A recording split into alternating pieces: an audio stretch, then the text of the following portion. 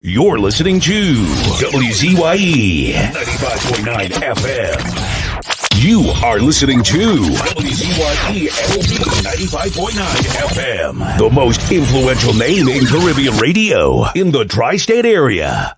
Broadcasting from East Orange, New Jersey, the most influential name in Caribbean radio.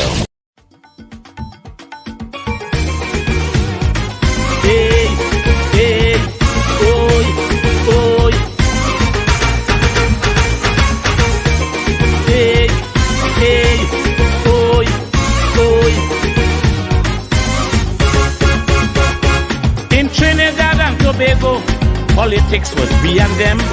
That was never meant to be so, according to the anthem. But ethnic insecurity was maintained to divide us by some people in the country, to sow the seeds of distrust. But we have bought a new system within the community. Now what used to be we and them has now become only we. From now on this nation is we. From now on it is you and I. From now on it is unity. From now on we flying high. All the races have come together to build a better country and create a brighter future for the whole society. The we and them thing is no more, because it is plain to see in this country from shore to shore the community is we. No more we and them. From now on this nation is we. No more we and them. From now on this nation is we and we and we and we.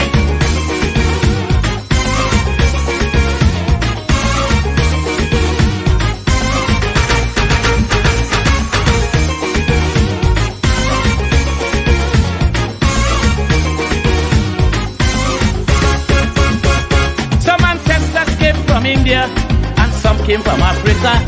Look today, their descendants are here, coexisting together. There are others who came here too, the Chinese, Syrians and such.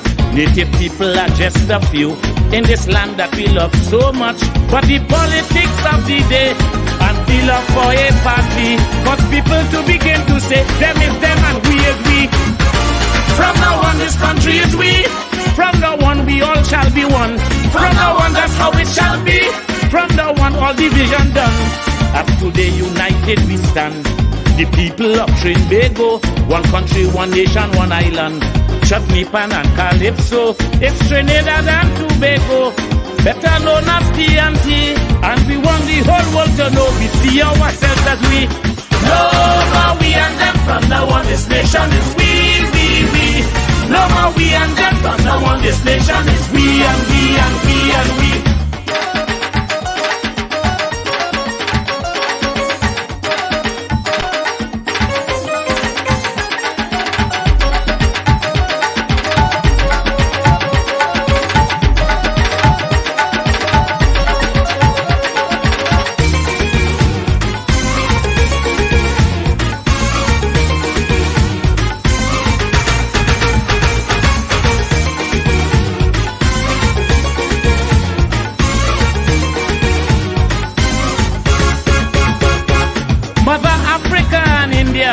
In this nation is no more, and Mother China done disappear, gone away for good I'm sure.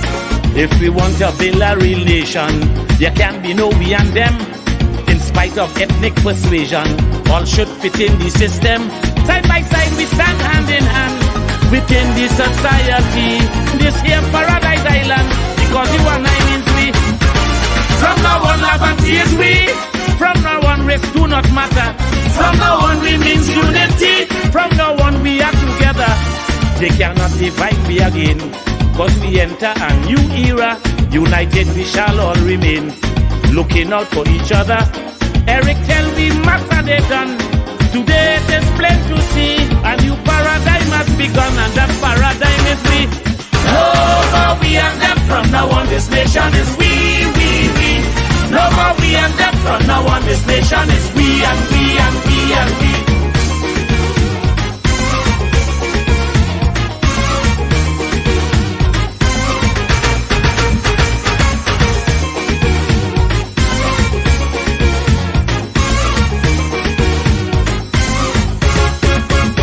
Some politicians have tried their best to keep we subdivided. as their policies would attest. And now we are united, using that old colonial scheme. They sought to divide and rule, because if we are not a team, we are more easy to fool. Look, they had us fighting each other, causing misery and pain. Now all these times are gone forever, before never again. From now on, Trinidad is we. From now on, one philosophy. From now on, Tobago shall be. From now on, standing equally. No more African, no more Indian. We shall all be citizens, forged together to build one nation. Though we are different persons, done away with the we and them. In this land of Black Trinity, whenever we sing the anthem, from now on is only we. No more we and them. From now on, this nation is we. No more we and them. From now on, this nation is we and we and we and we. No more we and them. From now on, this nation is we. No more we and them. From now on, this nation is we and we and we. No more we and them. From now on, this nation is we. No more we and them. From now on, this nation is we and we and we and we.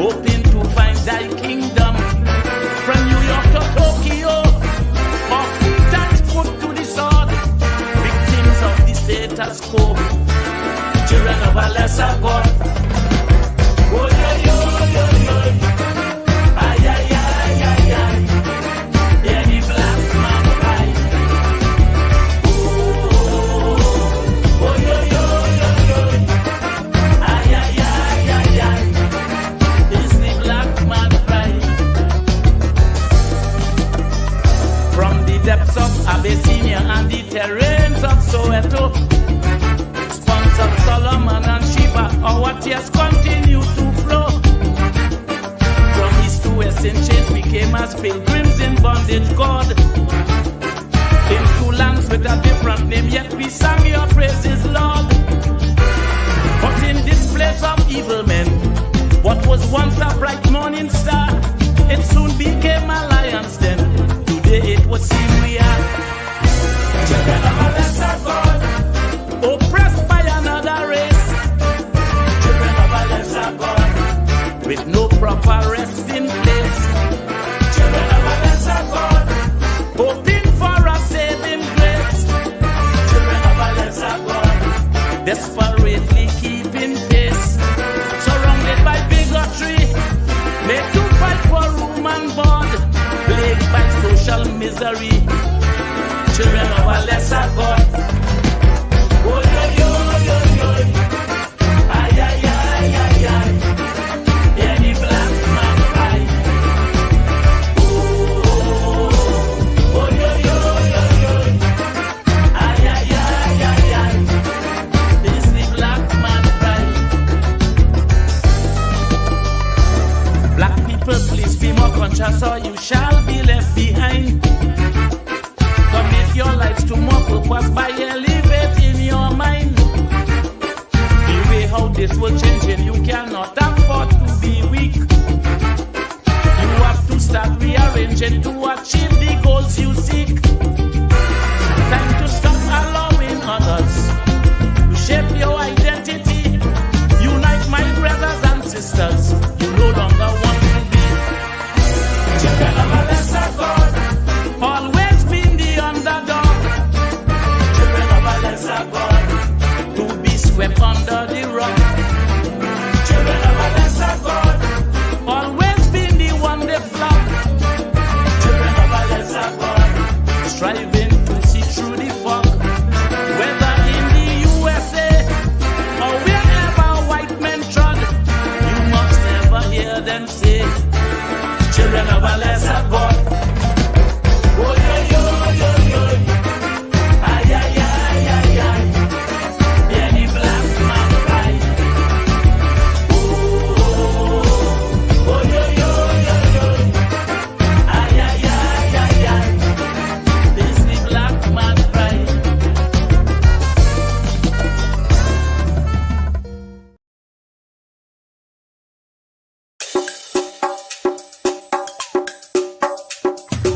Keep me as the apple of thine eye. Hide me under the shadow of thy wing. O Lord, my Savior. It's so hard to deal with personal struggle. It's so sad when you feel alone in your trouble. It's real hard when you want to talk to a brother. It's so bad because of how some look at you after. So Jesus, cover me while you fix it. Cover me while you fix it. Cover me while you fix it. Cover me. Cover me while you fix it. Cover me while you fix it. Cover me while you fix it. Jesus, cover me. Cover my head. Satan want me dead.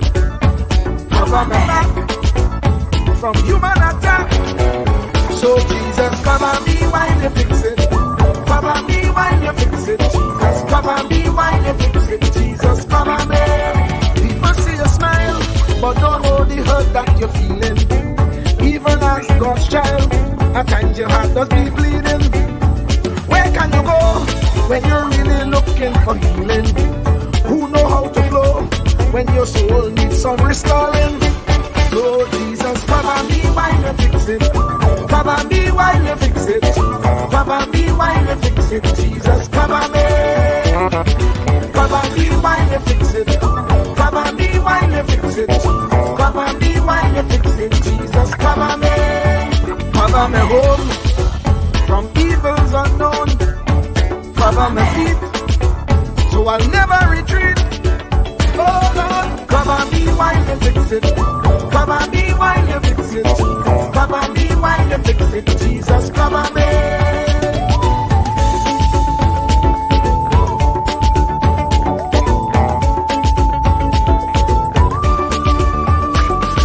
Cover my brother, cover my sister, them who under pressure. Cover